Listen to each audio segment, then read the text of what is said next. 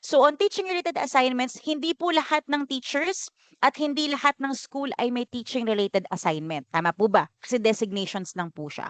So tinignan po natin, on average, how many hours do they spend per week for each teaching-related assignment po?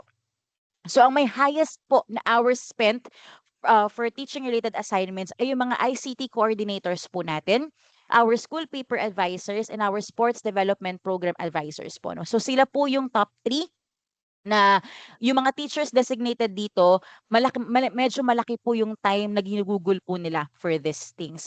So dito rin po natin sila tututukan ng support. So for our school paper advisors at the STO level, kung sino po yung counterpart, dito po natin bibigyan ng support, ano yung pwedeng training, ano yung pwede nating mabigay na support sa kanila, katulad din sa mga sports programs and even for our ICT coordinators. Kasi sila po yung may malaking portion ng time.